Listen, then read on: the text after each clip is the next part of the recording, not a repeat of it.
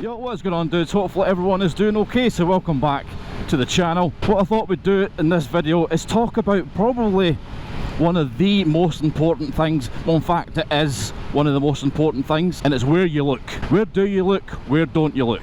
And we're also going to go into a bit of detail on limit points.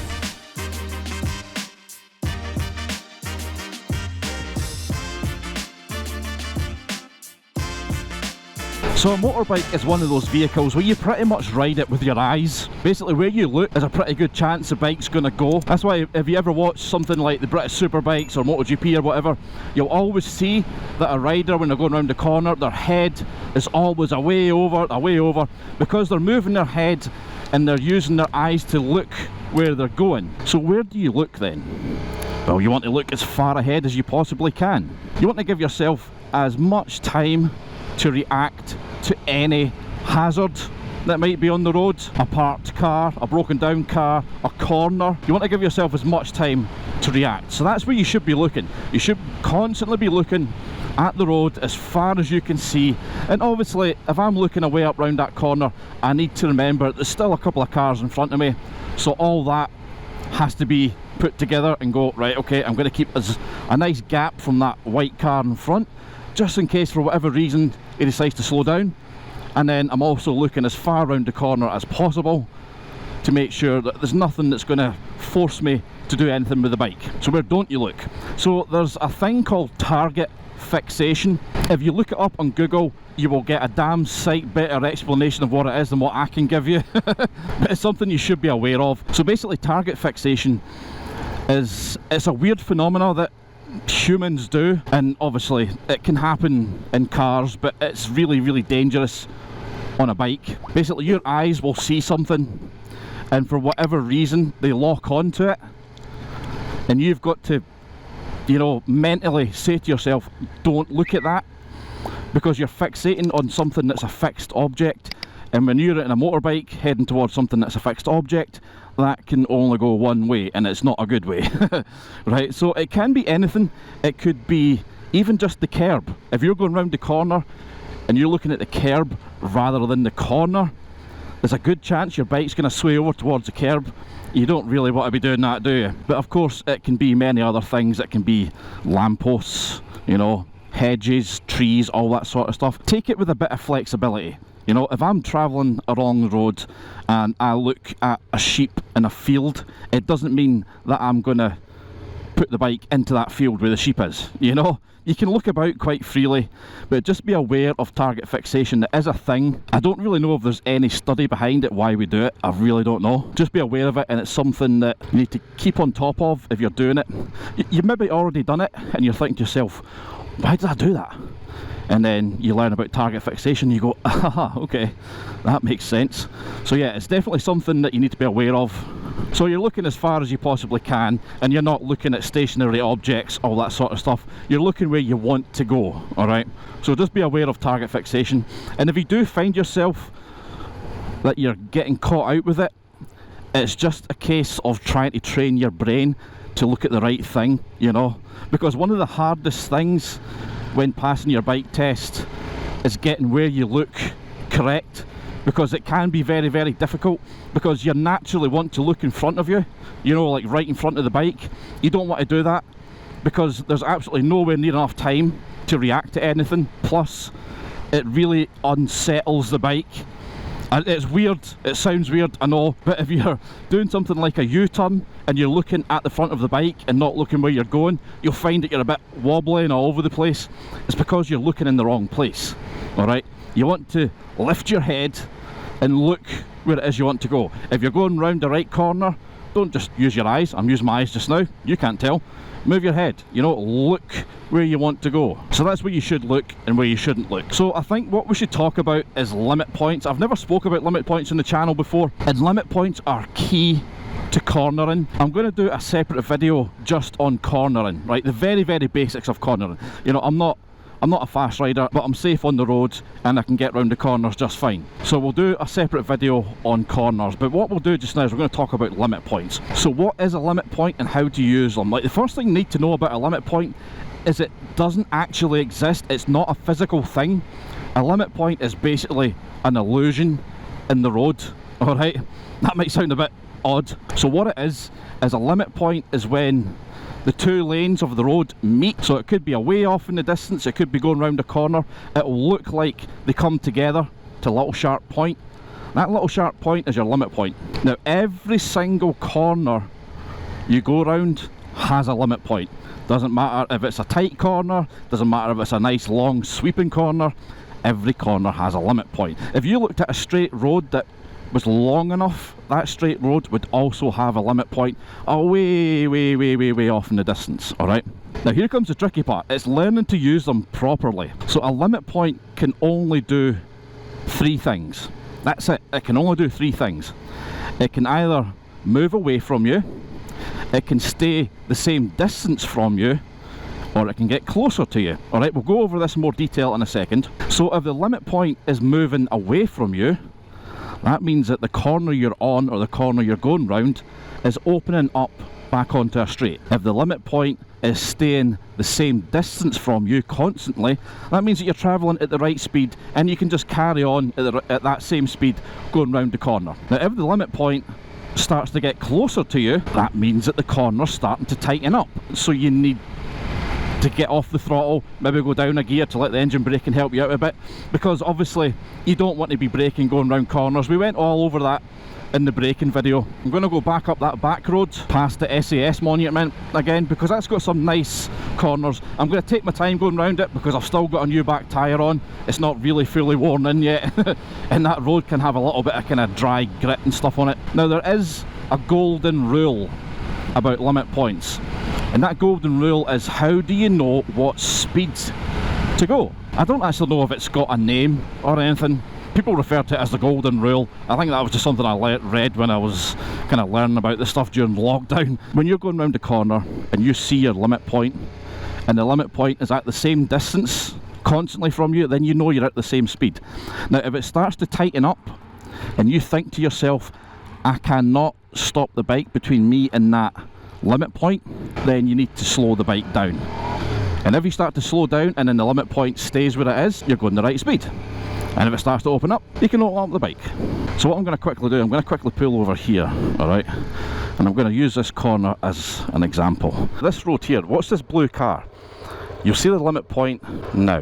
Where that blue car was, that's pretty much about your limit point. So if I was travelling round this corner, let's just say this wasn't this corner, it was a big round corner, and that limit point stayed exactly where it is as I was travelling around the corner, well then I'm going the correct speed, or I'm going a speed that's manageable. It might not even be fast enough, but that's fine. The one thing you have to know about speed in corners is it is so much harder to take speed off than it is to put it on. So just remember that if you're going around a corner and you have to take speed off, it's a lot harder.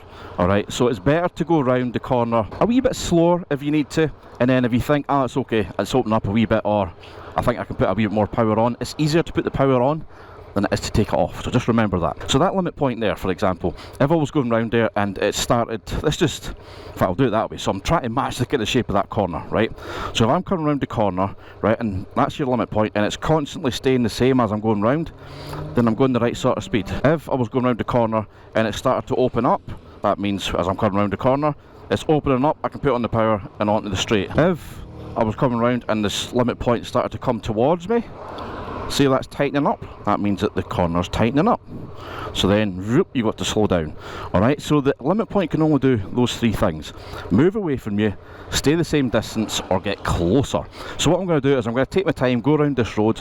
What I'll do is I'll put a little arrow or something up on the screen, and I'll keep that on the limit points every time we're going around a corner, just so you can keep an eye on that limit point so you can see what it's doing, if it's opening up, if it's staying the same, or if it's getting closer. Right, so that's the limit point, just where that little Jeep's going round. So you're just keeping your eye on it. It's opened up, it's going into a left now. So there's the limit point there. You can see it's coming towards me a wee bit, so I've just rolled off the throttle. It's staying the same, so I can keep the same pace. It's opened up back on the power. Same with this one, you can see it's roughly staying the same. And there it's starting to open up. And we're back on up the hill. Now there's one thing you need to remember when going round corners, is where you put your bike on the road. Okay, so if you're going round a right-hand turn, left-hand turn, sorry, like this, I'm not in position 3, but I'm not in position 2. I'm kind of in between the two of them, because you don't really want to be going too close to the line, especially going around the left-hand corner. In the UK, because we drive on the left-hand side of the road, there could be something coming around the corner and it might force us to do something drastic, and we might end up maybe going too fast, and if we go too fast in the left-hand bend, we're going to end up on the opposite side of the road. Alright, so don't quite go over to the white line, but kind of sit in kind of position 2, in between position 2 and position 3. So just remember, for left-hand corners, use position 2, in between position 2 and position 3, and for right-hand corners, use position 1. Coming up to this left-hander, you see where my bike is? I'm not over by the line, but I'm just outside position 2. I'm looking at the limit point, and you can see it's not moving and it's opening up. The same with this one. I can see that it's staying where it is, so we don't really have to adjust our speed too much. It's kind of staying the same distance from us. It's opening up, and we get back on the power. I can see this one's a bit tighter, but I'm well over in position 1. There, it's opened up. Now this corner, look at what's about. There's a road sign. There is also slow markers on the road, and there's also signs telling me that this is a bit tighter turn, slow down. Are the road signs telling you that the corner's going to be tight? If it is, you need to get off the power. Is there a road sign saying that there's going to be twisties for the next mile and a half? Well, then you need to be extra cautious, because you just don't know what the road's going to do. Watching this limit point again, I can see already it's opening up, and there is a road signs telling us it's a tighter turn and to slow down. So I'm going to get into position 1 really early. I'm moving over to position 1. I'm looking at the limit point. There it is, to the point where it didn't move for a second, then it opened up. It's something you have to practice. It can be quite hard to see it at first, because you're kind of looking at the corner going, I mean, it doesn't really look like it's doing anything, you know? But once you get out and practice it and look for those limit points, you go, ah, I can see now.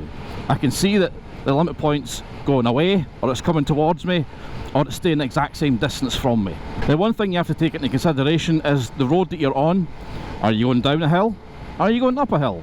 You know, if you're going down a hill, the limit point, although it might look like it's going away from you or staying the same, I would slow down a wee bit anyway. Just be a little bit cautious with that, because it can give you a kind of false impression of what the corner's doing.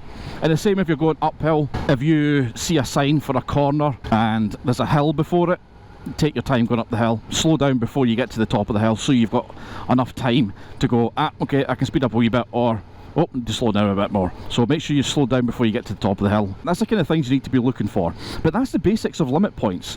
I mean, once you get used to them, they're fairly easy to read. So once again, if the limit point is moving away from you, you know that the corner is opening up back onto a straight. If it's staying the same distance, so if the limit point is the same distance from you as you're going around the corner, you know that you're going the right speed. And if the limit point starts to get closer towards you, you know that you're going a wee bit too fast and you need to slow down. I know it can sound a wee bit confusing, and it is confusing, especially at first, but once you practice it, you know, practice it, get out on the roads, go over it, you'll start to understand it. If you can get out in a 125, even better. But remember that limit points work for any vehicle that's on the road. So if you're a car driver who's thinking about getting their bike license, or who's currently training for their bike license, go out in your car, limit points are there, look for limit points and think about those 3 things that they can do: move away from you, stay the same distance, or get closer, and look at it and go, ah, I see.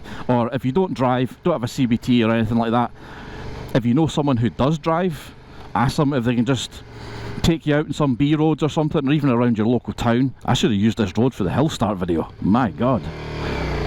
Even if you're a passenger in a car, you can still look and visualise those limit points and see how they work. But remember, if you're going to be practicing them, whether it's in a car, whether it's on a bike, just please remember, don't go too fast. You know, take your time, go around roads that you know and that you're familiar with, and then after a while you'll start to notice that you can read them a lot better, you can corner a lot better. Speed takes time to build up, you know, it's not going to happen overnight. Learning this stuff can take months and months to get really good at it and get really confident at it. So practice it, enjoy it, and Once you get relatively good and comfortable with it, it will change the way you ride, and you'll feel more confident, you'll feel more comfortable, and you'll just enjoy being on your bike even more than you already did. So hopefully you found that useful, dudes. As always, if you're stuck on anything, please get in touch with me. I will try my best to help you out, whether it's just general Mod 2 stuff, limit points, all that sort of stuff. Please get in touch. I will absolutely do my best to give you an answer. But hopefully you guys have enjoyed this video. If you have, guys, give it a thumbs up. I really do appreciate every single one of your likes, and of course, if you want to see all my videos, click on that subscribe button and ring the bell while you're there. That way you'll get notified every time I upload a video. But until next time, guys, stay safe, ride safe, and take it easy.